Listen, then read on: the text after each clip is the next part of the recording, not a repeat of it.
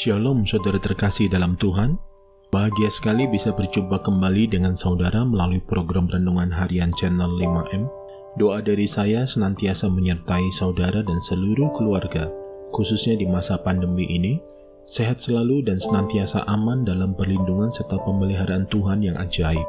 Sebelum kita mendengarkan program Renungan Harian ini, mari siapkan hati saudara, kita sama-sama berdoa sesuai dengan doa yang diajarkan oleh Tuhan Yesus. Bapa kami yang di surga, dikuduskanlah namamu, datanglah kerajaanmu, jadilah kehendak-Mu di bumi seperti di surga. Berikanlah kami pada hari ini makanan kami yang secukupnya, dan ampunilah kami akan kesalahan kami, seperti kami juga mengampuni orang yang bersalah kepada kami.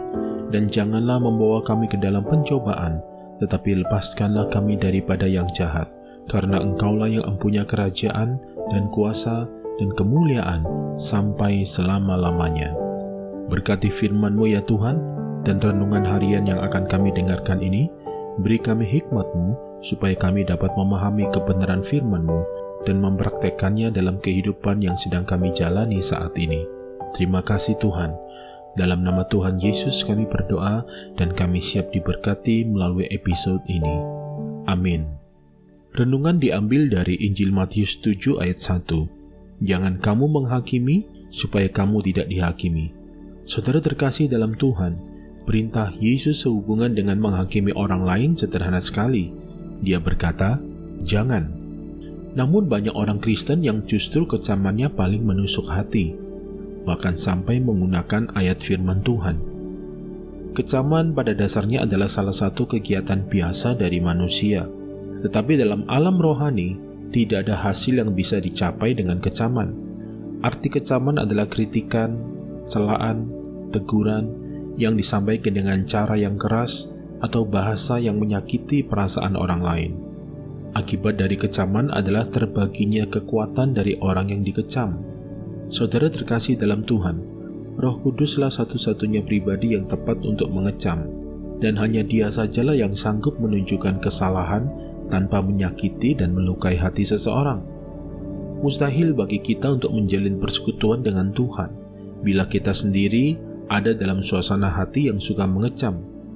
Kecaman cenderung membuat kita menjadi kasar, ingin membalas dendam dan kejam, serta meninggalkan kesan pada diri kita bahwa kita lebih unggul dari orang lain. Yesus berkata bahwa sebagai murid-Nya, kita harus mengembangkan watak yang tidak suka mencela. Hal ini tentunya tidak akan terjadi secara instan, namun tetap harus dikembangkan seiring berjalannya waktu kehidupan saudara. Saudara harus tetap waspada terhadap apapun yang menyebabkan saudara menyangka diri saudara lebih unggul dari yang lain di dalam segala hal. Hidup kita juga tidak luput dari penyelidikan yang tajam yang dilakukan oleh Tuhan. Jika kita melihat selumbar kecil di mata saudara kita, itu berarti kita mempunyai balok di mata kita sendiri. Setiap kesalahan yang kita lihat pada saudara kita, Tuhan menemukannya dalam diri kita sendiri. Setiap kali kita menghakimi, artinya kita sedang menyalahkan diri kita sendiri. Saudara terkasih dalam Tuhan, berhentilah menggunakan tongkat pengukur bagi orang lain. Karena selalu ada satu fakta tambahan atau kenyataan yang tidak kita ketahui dalam situasi setiap orang. Tindakan pertama yang perlu kita lakukan adalah minta Tuhan membersihkan hati dan pikiran kita secara cermat, supaya tidak ada lagi kesombongan yang masih tersisa di dalam diri kita. Kita tidak akan pernah kehilangan harapan terhadap seseorang setelah kita memahami ternyata begitu banyak kekurangan yang terdapat dalam diri kita, dan hanya oleh karena anugerah-Nya kita telah diubahkan. Mari, siapkan hati saudara, kita berdoa. Terima kasih Tuhan buat teguran-Mu atas kami melalui episode ini. Ampuni kami kalau selama ini kami seringkali menggunakan tongkat pengukur untuk mengukur orang lain, bahkan mengecam dan menghakimi orang lain. Bersihkan hati dan pikiran kami ya Tuhan, sehingga tongkat pengukur yang sering kami gunakan untuk mengecam dan menghakimi orang lain tidak ada lagi dalam kehidupan kami. Terima kasih Tuhan. Hamba berdoa saat ini, berkati semua yang sedang mengikuti episode renungan harian ini ya Tuhan.